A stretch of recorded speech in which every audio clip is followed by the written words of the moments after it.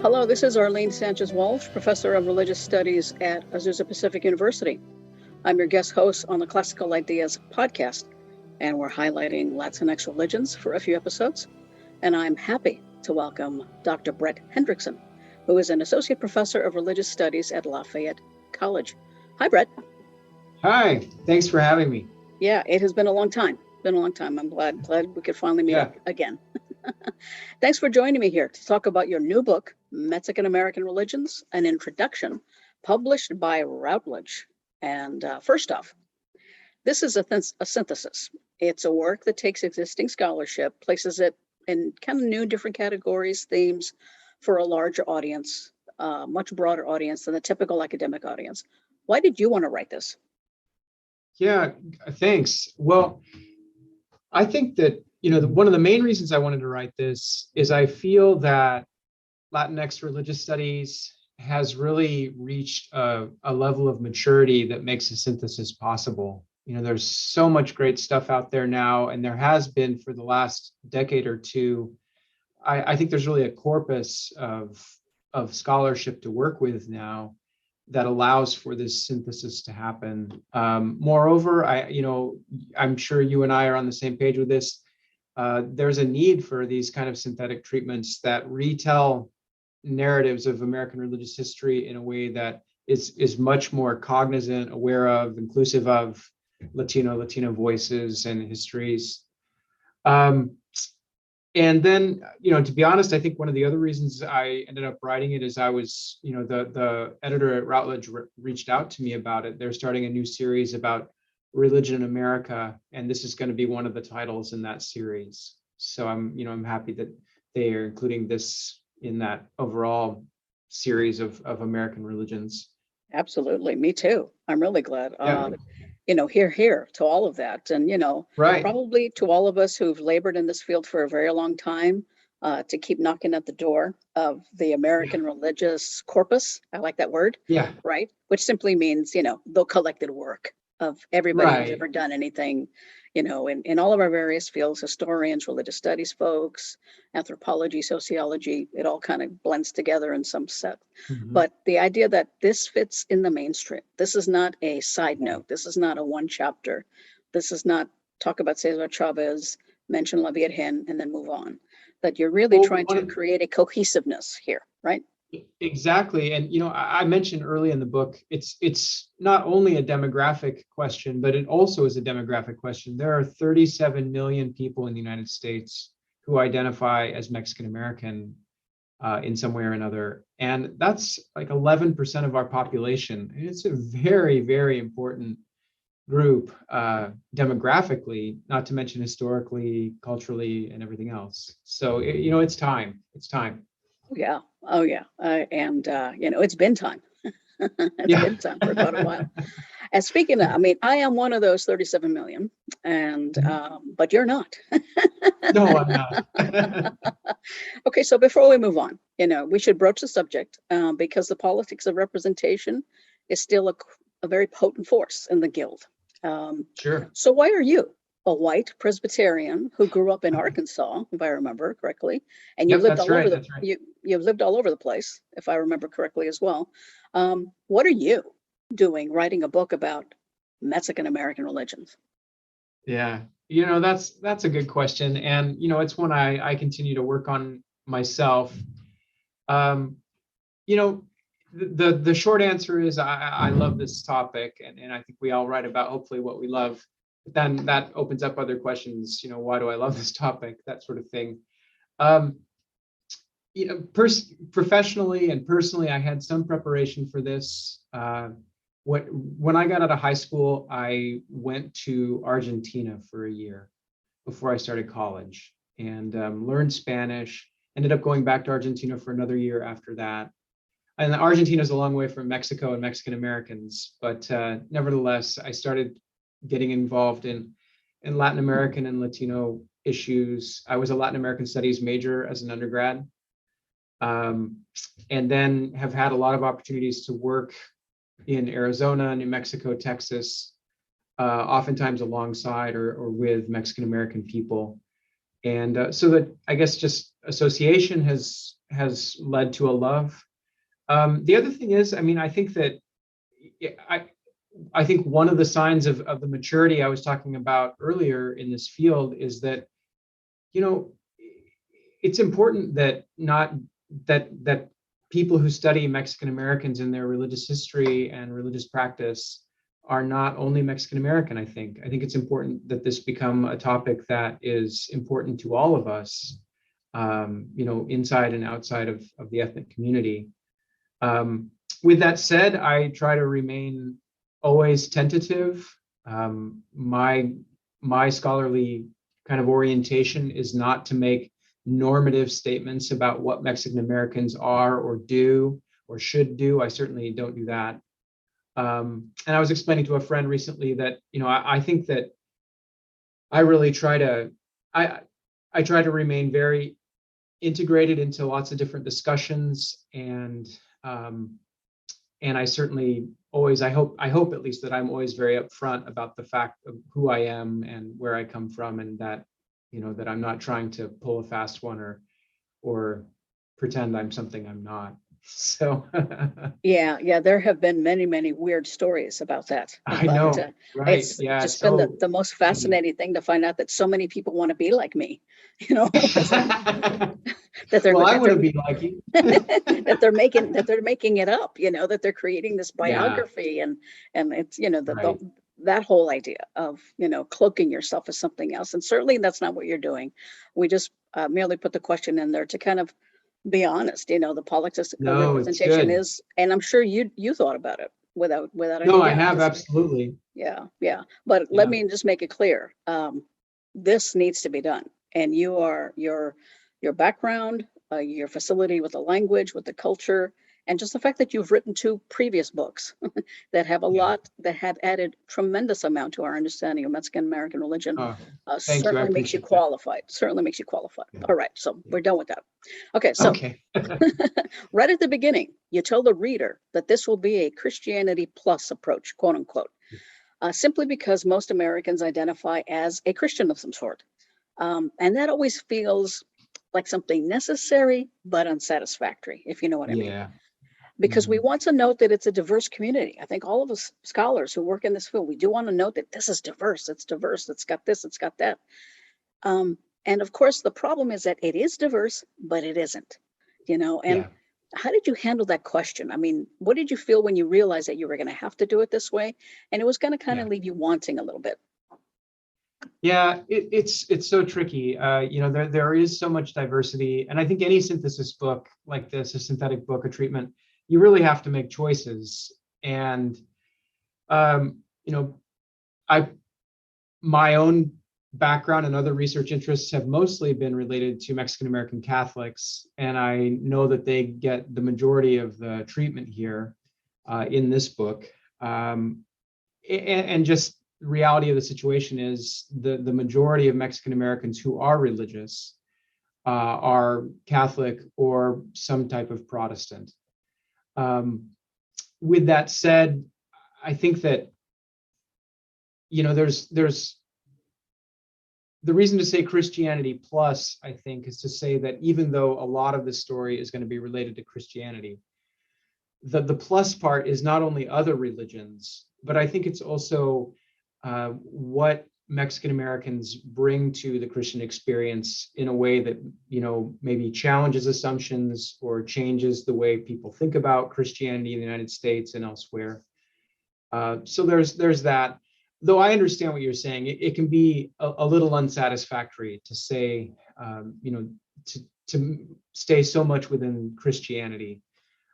There is a chapter at the end of the book that talks about some Mexican American religious minorities, and particularly touches on what that means in terms of their own ethnicity.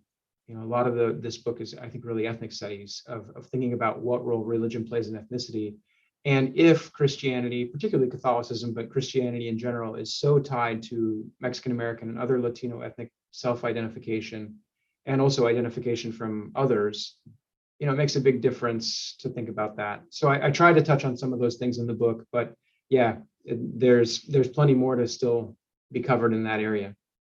Yeah.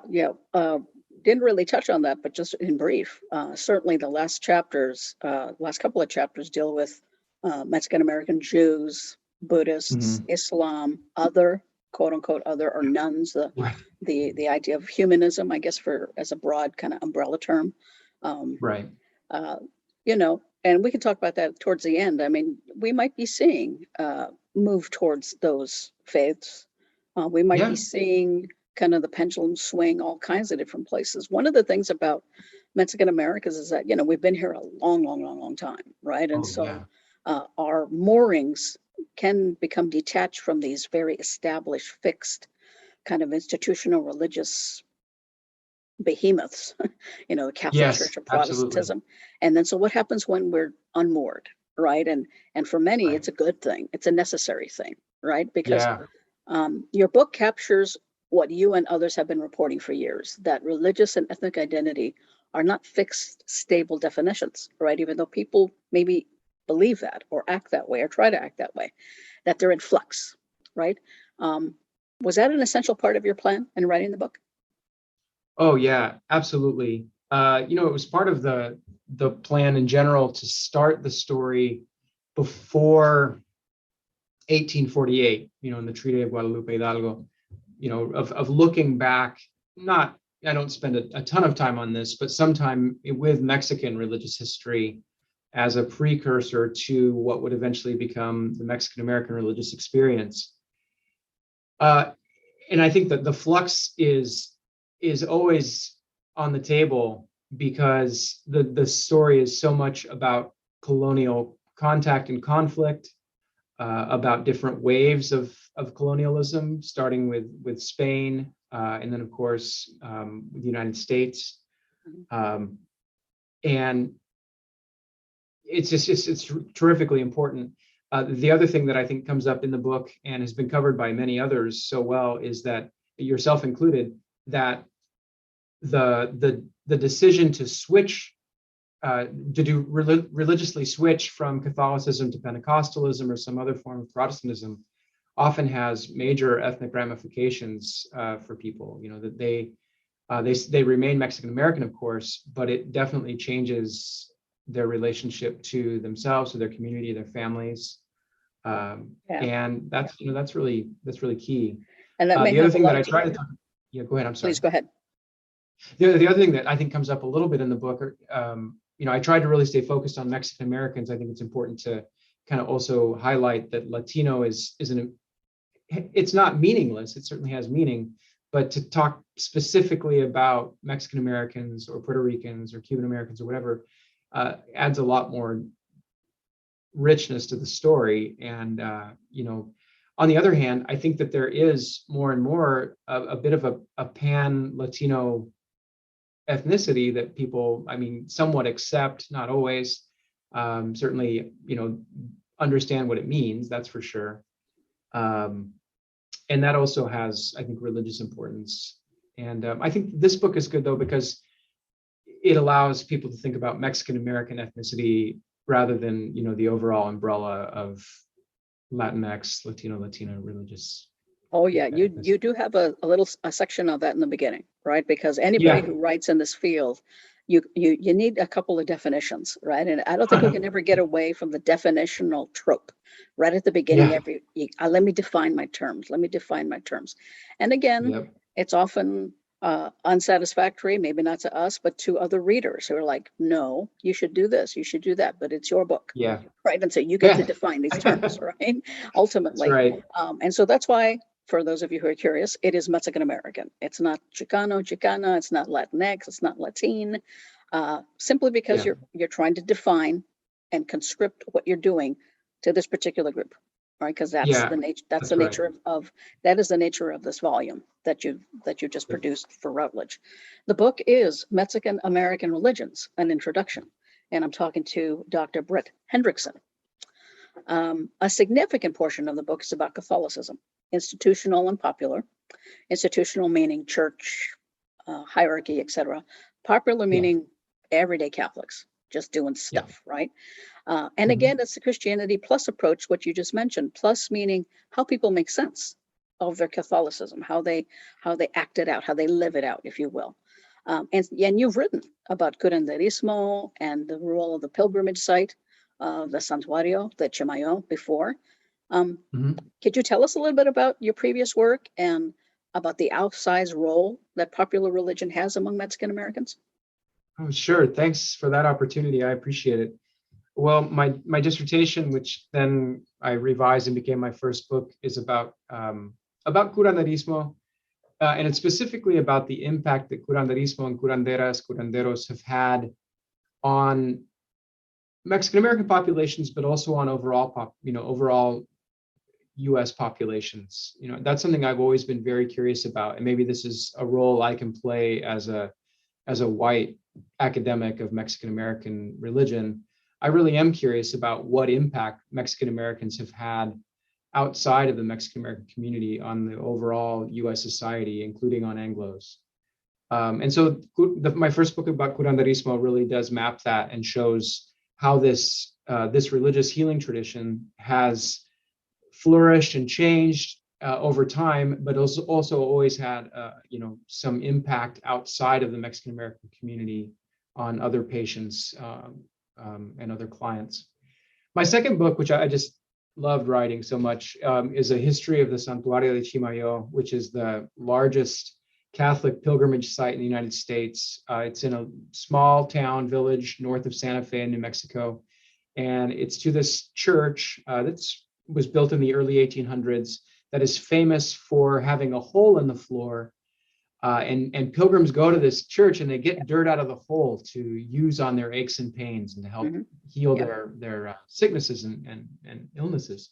Been there, done that. Yeah, it's a great place. It's really interesting. Yeah, fantastic. And so those two things, curanderismo and this pilgrimage, which while it is inside of a church, has had a lot of, it's a long history of being somewhat outside of the official practices of the Catholic Church.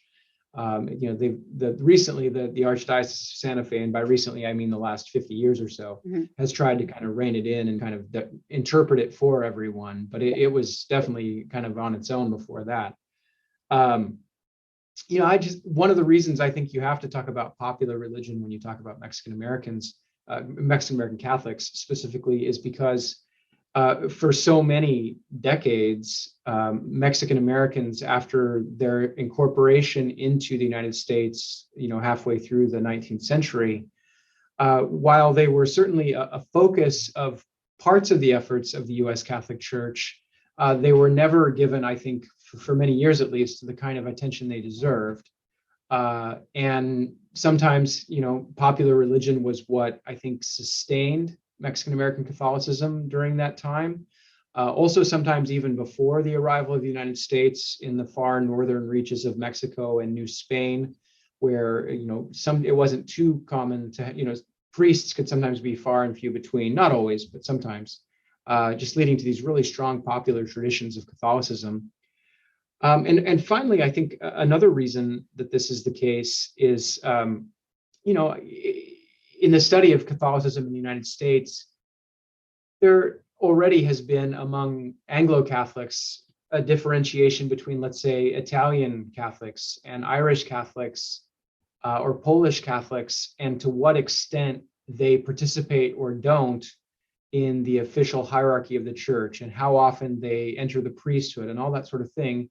And I think when Mexican Americans just have a really strong tradition of doing things in their families and in their communities, sometimes with a priest's help and approval, and sometimes not. And so it's just a very rich part of the tradition, and And it almost goes kind of unspoken. I was a kid, and I've always had like arch problems, foot problems. We don't get into the gory details, but my great grandma, who was from Mexico, she would like light a cigar, and blow smoke, she would do the little limpia, right? The cleansing, right? And then she would have her little shot of whiskey. I don't know if that was medicinal or not. Whiskey. There was a Virgen, statue of the Virgen, statue of another saint, right? A little rosary, and it was a drink. It was a little bit of water, and then they would rub like the sobadora. Right, correct? Yeah, that's They would right. rub. They would rub my ankles and rub my feet every night, and and I was like, I had no idea, And my family pretty Catholic, pretty seriously Catholic, not institutionally Catholic, which is not surprising, but popularly Catholic, absolutely. Right. And Absolutely. so nobody Yeah. would come in and say, don't do that. That's terrible. That's this, that's that. It was just so much part of a culture, part of a community. Right. And, to be honest, part of a people for whom access to healthcare was not there. Yeah. So Right. access to institutional priests and parishes, very hard to come by. And Yep. access to healthcare, very hard to come by. So it makes sense, right? That there's just a natural You're right. fit of these two institutions, if you will, operating together, Yeah. right? Exactly. I think it will find a also, way. yeah, I think it also tells a story a bit too of the mestizo nature of Mexican American life, that, you had the Virgen there and the other saint, but then you also had the tobacco smoke, which I probably can't draw a straight line from an indigenous source to that, but I ready to pretty much guarantee that has an indigenous origin. Without question, that and water. Yeah. Water Exactly. it draws power, right? It draws Yeah. power from it's essential, right? It's essential in healing. It's essential in spiritism, right? In transmitting from the spirit world. So yeah, I mean, later on, I was 10, so I didn't know anything, all right? But later on, I was going, oh my God, I was part of this great ritual that has been passed down. That's the thing. I mean, it's been orally transmitted from her mom and her mom, and it's just an amazing way that Mexicana and Mexican American women have been able to kind of secure a place for themselves. And let's be real here, Brett, where there really is no official place for them in the Catholic Church in terms of clergy, right? So this is a place where they can operate freely. Right. Yeah, they operate it's freely terrific. here. It's a real place for leadership and engagement, and it's so important. Yeah. Now, I must admit that I felt a bit of a flashback on reading the chapters of Mexican American Protestantism, mainline, evangelical, Pentecostal varieties. Mainline, we're talking Baptist, Disciples of Christ, Presbyterian, others. Evangelical, Southern Baptist, maybe from the Wesleyan strain, Methodist possibly, and Pentecostals of all stripes, Assemblies of God, et cetera, of which I've spent the last better part of 25 years studying. And so how does religious identity and ethnicity operate in those groups? Is it different from Catholicism? What did you find in doing all your reading for this book? Yeah. I think it is somewhat different. When you say flashback, it also is hard to tell this story because I was kind of, if you follow the first few chapters, I'm really talking about Mexican American Catholics, and then I can have to pause and back up the train a little bit and go back to Mexican American Protestants. And this is one of the problems we mentioned before with diversity. It's kind of hard to tell these stories together, even though I think that ideally they should be told together, because I think, as you well know, the decision to go to a Protestant or a Pentecostal church is not necessarily the final decision. You might go back to the Catholic Church. You might go back and forth. It's not constant or forever. And moreover, just because some people in a family decide to switch religions doesn't mean that everybody does. And so you maintain these relationships and things like that. Right.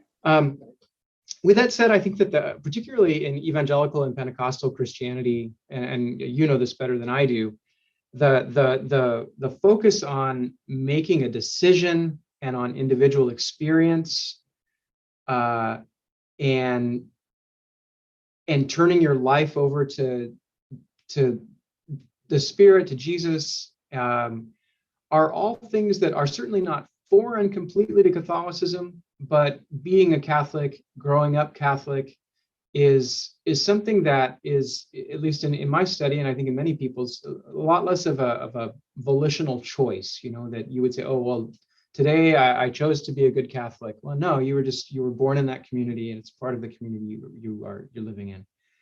That can be true, of course, for people who grow up in Pentecostal and evangelical households as well.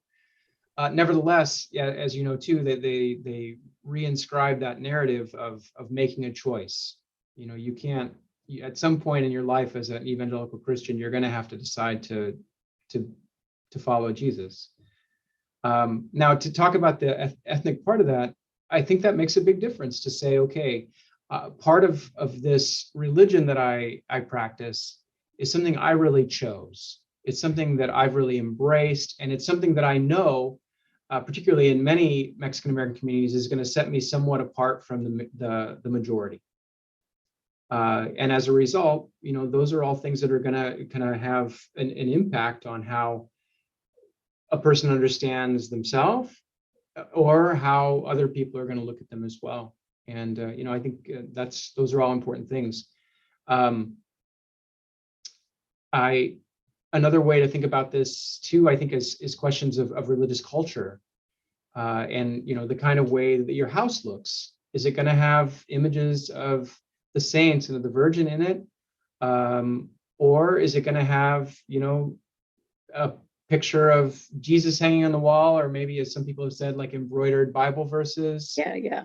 And as Dan Ramirez and others have talked about, is your music going to sound different? Yeah. And the answer is yeah, it is. Exactly. So, that's right. Those all have an impact.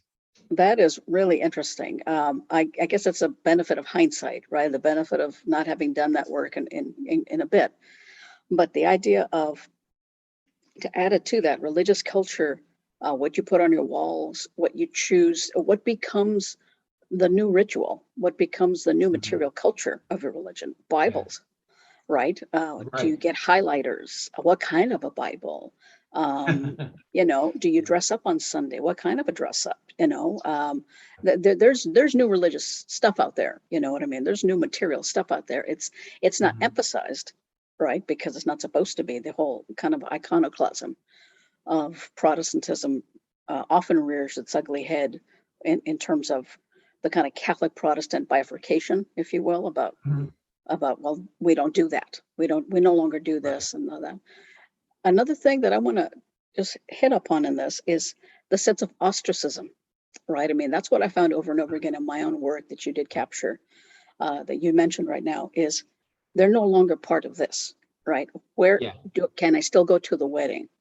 Yes, but I can't drink. Can I still go to the funeral? And because it's Mexican American, yes, but we still drink there. Okay. Right. Yeah. But your evangelical cousin will not. Right.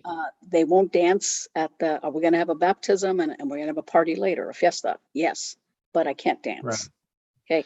So, but there's a sense of ostracism, but as Mexican American evangelicalism and Pentecostalism mature, I want to say, because really they're into their over 100 years. Right. Yeah, so they're into probably their third or fourth or fifth generation. So we really can't talk about it as new anymore, even though the media often likes to talk about it as new. It's not new. Okay. It's not but new. Ostracism, right? The idea that they feel persecuted, right? They feel like my family no longer talks to me. I'm doing this for God. And I don't care how I look. I don't care if I'm like, well, they're all hardcore now, quote unquote, right? They're all born again, quote, because I can hear that lingo in my head, right? From the interviews I've done over the years, is that their Catholic friends and family think that their Pentecostal evangelical side of the family are too good for them now. Right. That, oh, well, they're holier than thou. They're holding us in judgment. Yeah. So because we're not, quote unquote, all saved or all this or all that. So, but I'm going to take this further to talk about what happens with this Mexican American evangelical Pentecostal identity. And I don't know, you wrote this during the pandemic. Am I correct? Yeah. Yeah. Yes, So that's right. Well, probably the second half of it, at least. Yeah. yeah. So you Right. had a lot of time to think, right? And obviously you had a lot of time to kind of chop things down. But the Too idea of much like time. Yeah. what's happening with, I know, right? Way too much, which is a dangerous thing. You probably have the idea of like Mexican American evangelicalism. How much Mexicanness can you keep, right? You Yeah. certainly can't That's a keep the good question. Catholic culture part. You got to cut that out, right? Right. What do you use to replace it, right? And Yeah. maybe one of the arguments for future work, right? We can't do it now, but we're going to move into this topic of politics in a minute, is Hmm. has possibly kind of right-wing, conservative, evangelical politics become the vacuum Hmm. that has at least revved up a certain percentage of that population where Yeah. this is where I'm more comfortable. This is where I belong. These are people who all agree with me. And Yeah. not only do they agree with me religiously, they agree with me on the big quote unquote issues of the day. Yeah. Right. Well, I And think anecdotally, at least, I think you're really onto something here. I mean, I think the work has to still be done to, sure, absolutely. show all this, but that sounds really right to me. I think that we can say that, well, if you support Republicans, then you don't understand their racist dog whistles about CRT and all this kind of stuff. But I think you're right that there are still plenty of Mexican American and other Latino Pentecostals, particularly evangelicals, who are part of churches that provide them with a community that's really, really essential and important to them, that overlaps significantly with Republican voter blocks. And that's going to be a political as well as a religious home for people. Now, whether that further dilutes, if we want to say that, or takes away their Mexican American identity, I don't know. I mean, I would think that some of them are going to say no. On the other hand, and this from interviews too, sometimes people are more likely to say, if you had to rank the part of your identity that has the highest priority to you, they're going to say, well, I'm a Christian. Yes. Before I'm a Mexican American. Yes. And that might not necessarily be the other way around with Catholics. Yeah. It's like the eternal quest, right? I mean, I don't know Yeah. how much more time I want to give to it in my career. You go, Brent. I mean, I don't know what you're heading Yeah, for next. we'll We'll see talk what about it at next. the Yeah. end, right? But it is certainly a great research question, for us religious geeks, right? It's like, ooh, so somebody with a dissertation just waiting to be written, you go, right? Because it's really, really Exactly. fascinating stuff. There's just a lot more there to be done.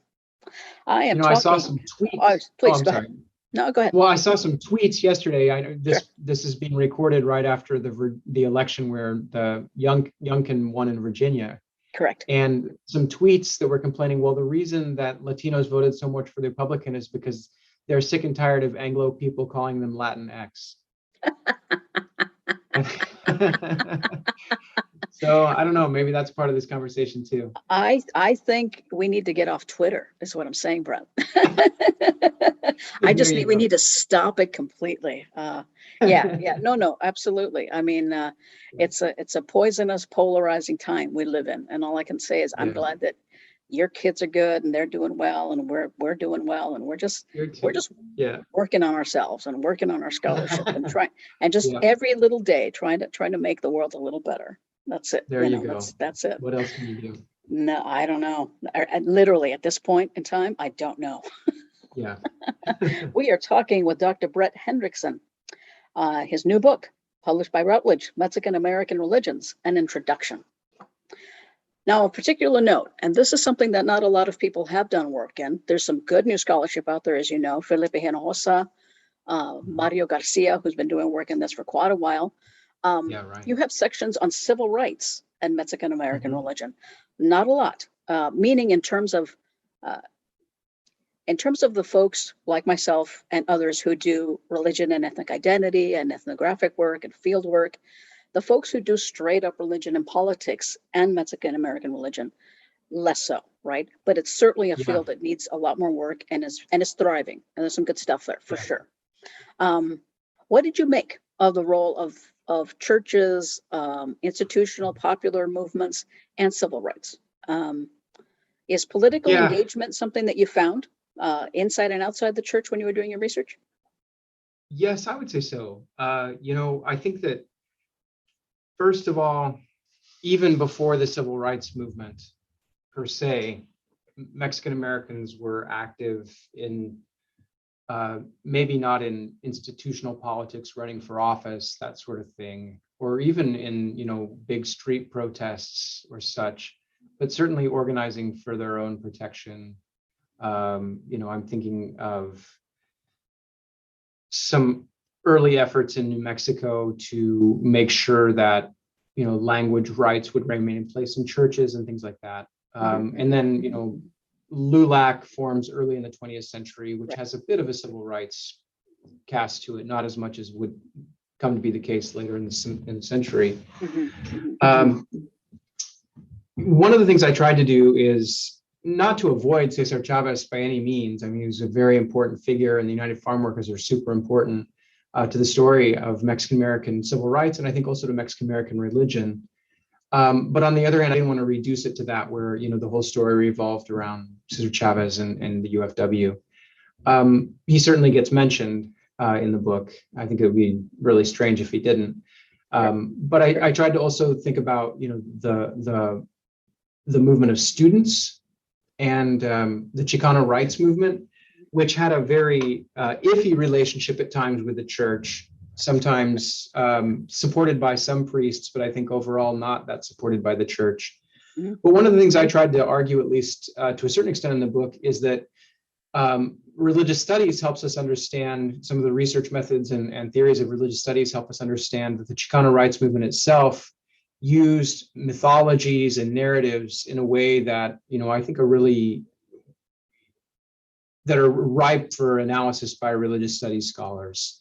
Of thinking about the role of the idea of Aztlan and this mythical homeland of Mexican Americans as being an anchor for the movement.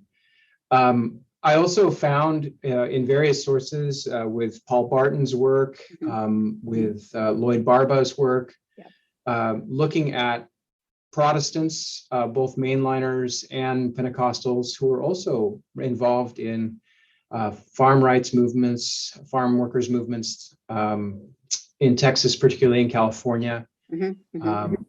And so that's always great to read. Unfortunately, Felipe's book, Apostles of Change, came out after I was done researching and already turned in the manuscript. And so that was really regrettable, because I learned a lot from his book about different ways that Latinos and other Mexican Americans, or Mexican Americans and other Latinos, I should say, were involved in various sites around the country in kind of co-opting churches and forcing the hands of religious congregations and religious leaders to get involved in supporting urban communities particularly, but also some rural communities when it comes to making the church do its job in a certain way through political action.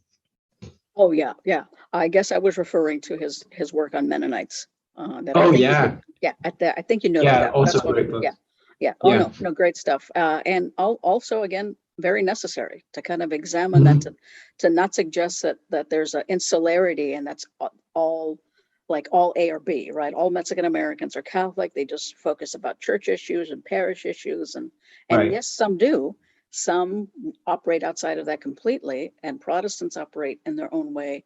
But, because they are a marginalized group of people who, by and large, had their land taken from them in the Treaty of Guadalupe Hidalgo, and have oppressive laws passed to demonize and create this kind of carceral state for a century now.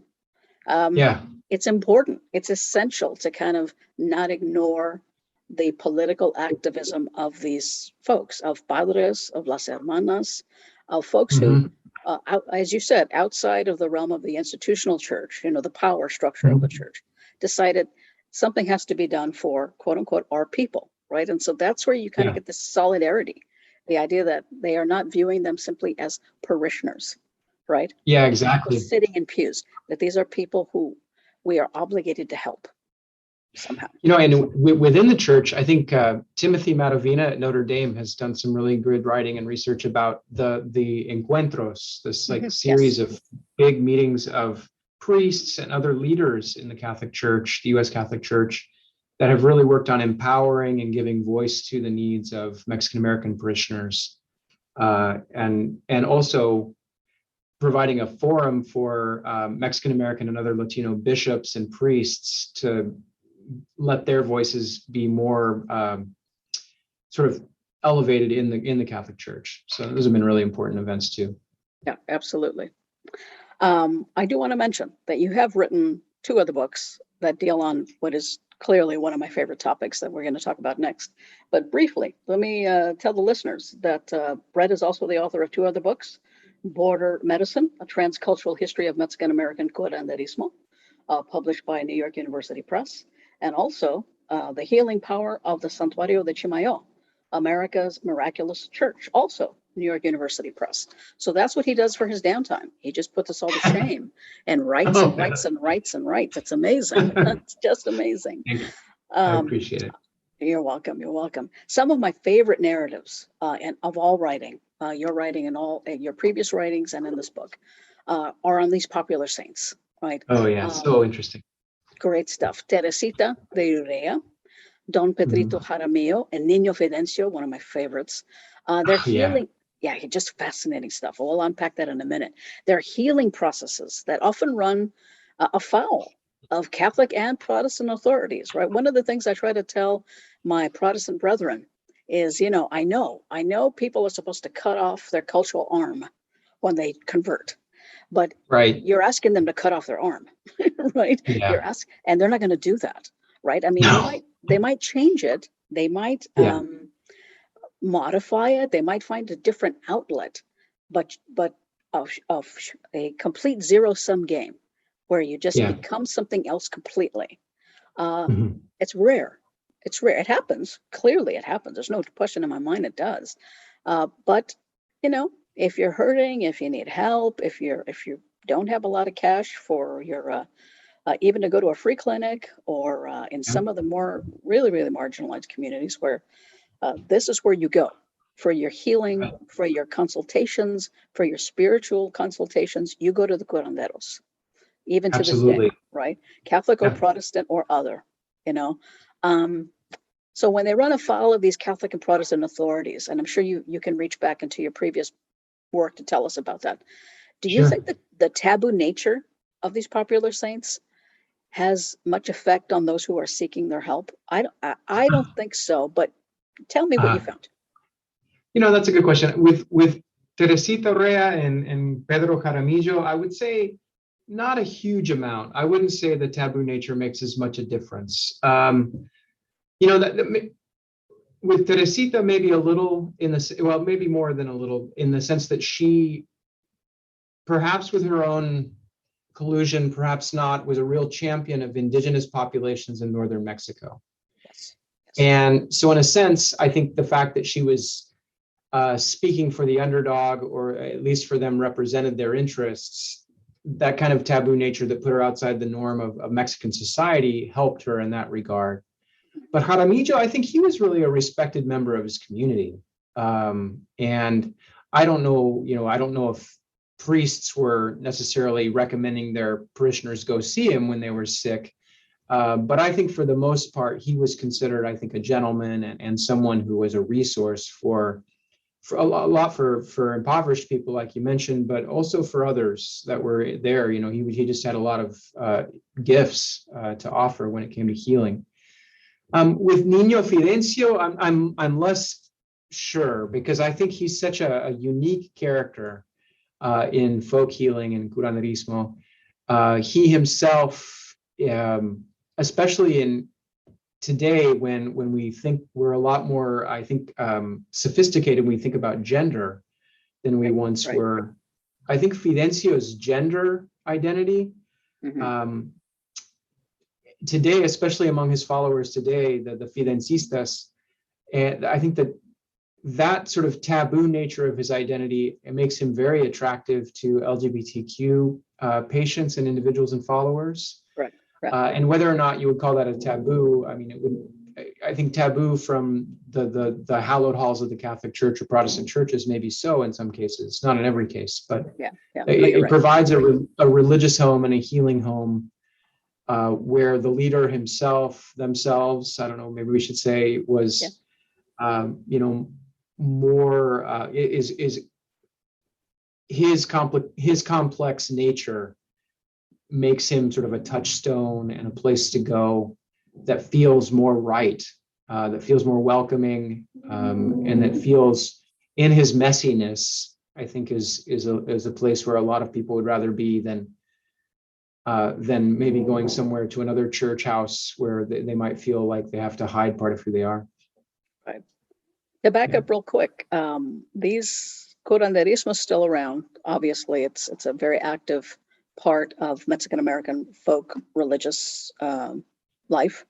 But the people that we just talked about are late 19th, early 20th century borderlands crossroads, if you will, right? This is a different time, right? Can you set up that kind of context for us? What's and by taboo, so that's one part of the question. The other part of the question was what I meant by taboo, I think, was especially Fidencio and Urea dabbled in Spiritism, right? Whether they were that's a good point. So my interest, and I should have put it in the question, so that's my thing, is certainly that would have run afoul of institutional Catholicism and definitely Protestantism.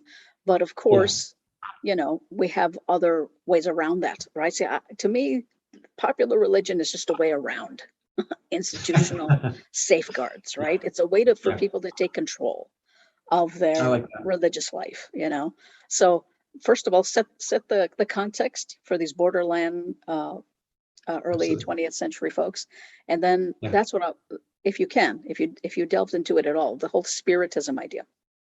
Absolutely. Well, I think two things were happening. Many things were happening, but two really important things were happening. Is that the dictatorship of Porfirio Diaz was making life really difficult for peasants, particularly indigenous peasants, but also mestizo peasants in northern Mexico. And there was after the Porfiriato, his dictatorship came to an end.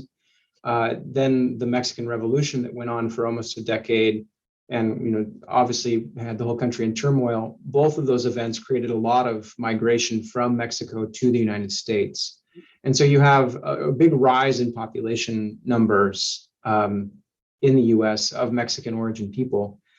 The other thing that's happening is all through this territory that used to be Mexico, from California down to Texas, you have rising levels of Anglo migrants as well, coming from the South and from the East and entering that part of the country. And as you said, taking land, buying land, appropriating land.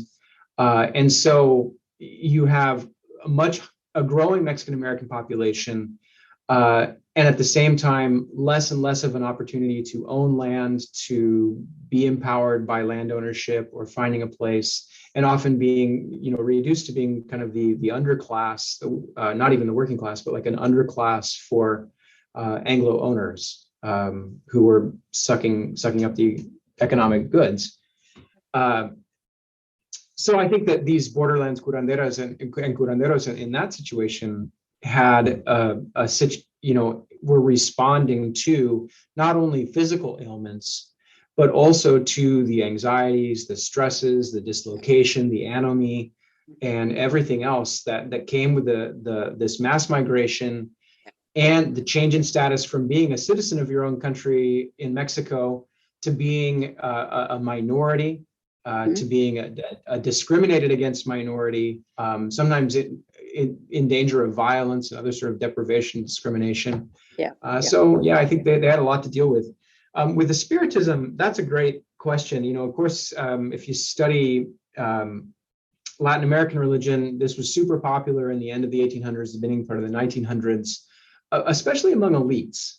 Yes. It was this real European philosophy that was related to progress, and it overlapped quite a bit with American spiritualism happening, mostly in the East, up New York State, up and down the Eastern Seaboard.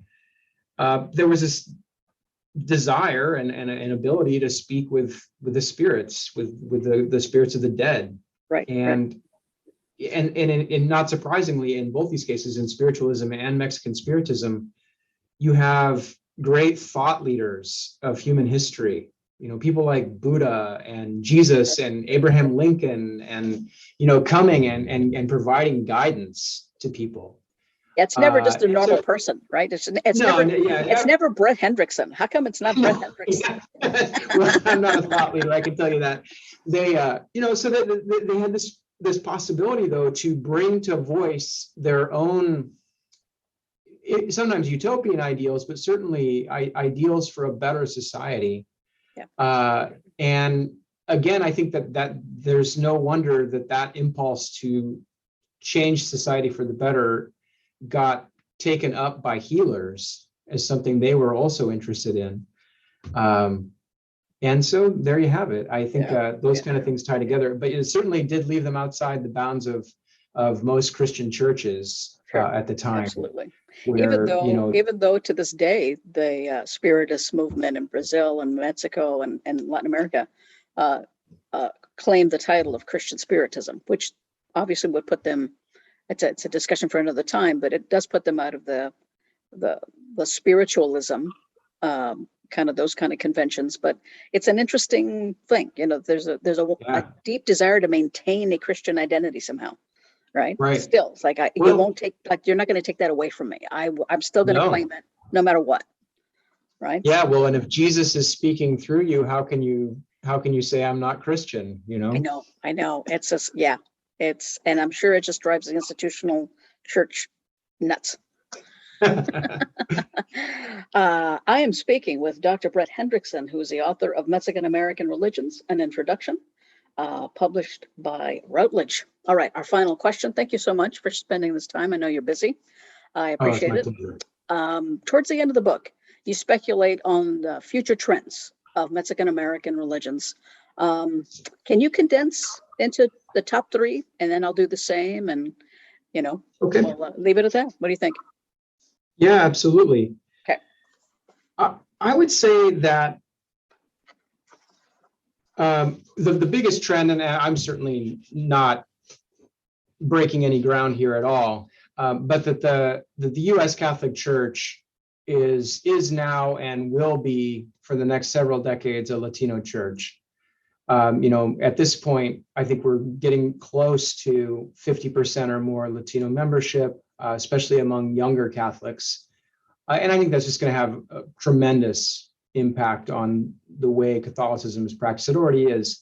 Here, even in eastern Pennsylvania, where I live, where there really aren't that many Mexican Americans, there are quite a few Puerto Ricans and Dominicans. But even here in what was pretty much a white Catholic stronghold, priests are having to learn Spanish when they go to seminary. It's, they have to learn Spanish. It's just what it is. Yeah. I think that's just the wave of the future and even of the present for the Catholic Church. Like I said, I'm not the first or the only one to say that.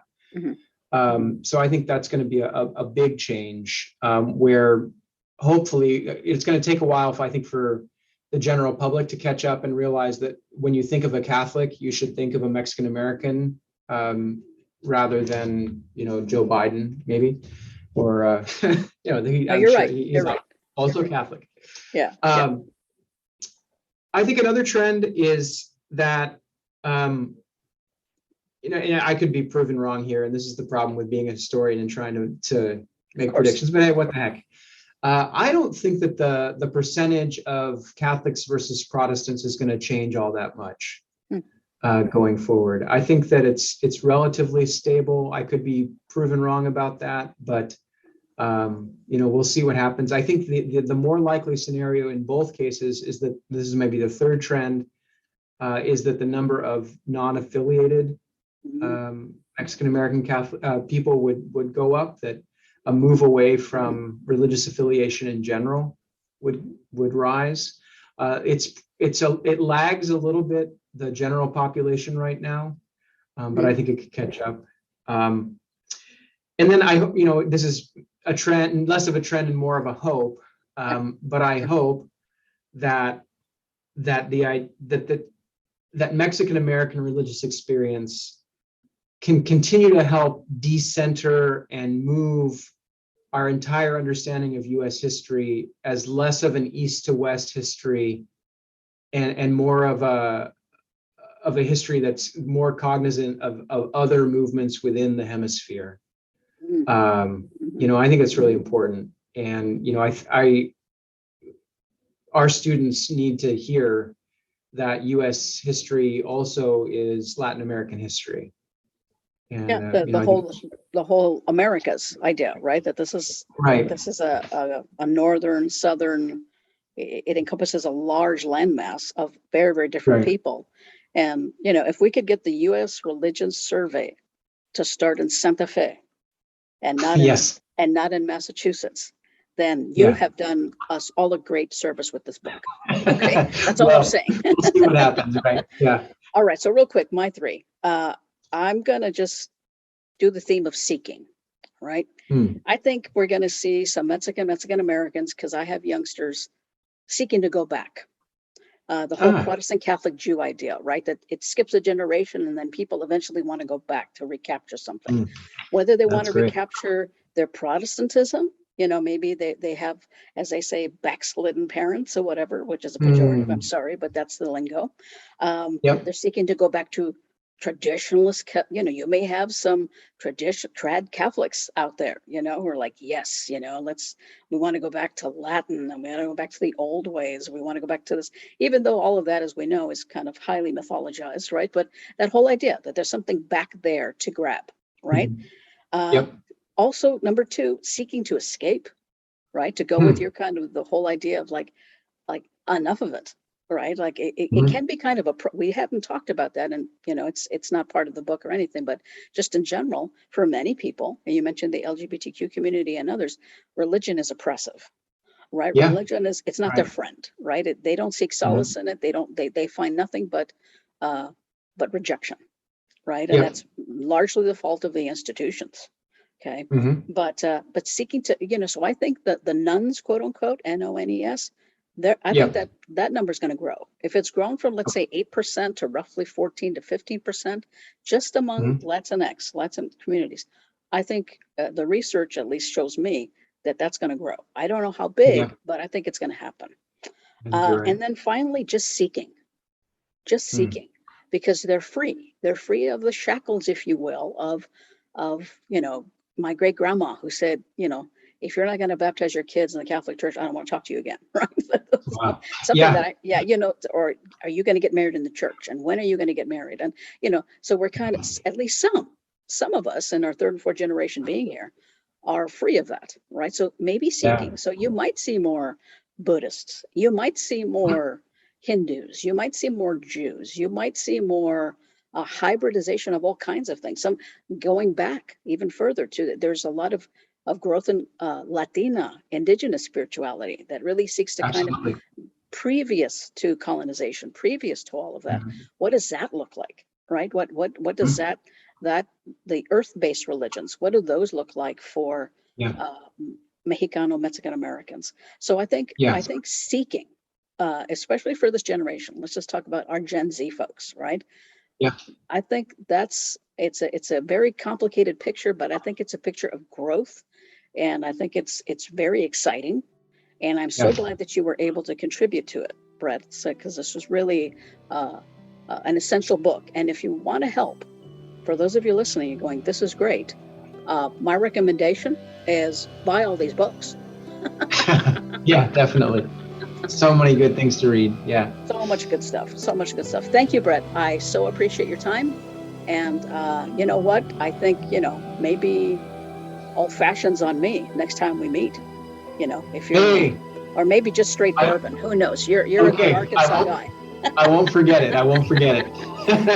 All right. Thank you, Brett. I certainly appreciate it.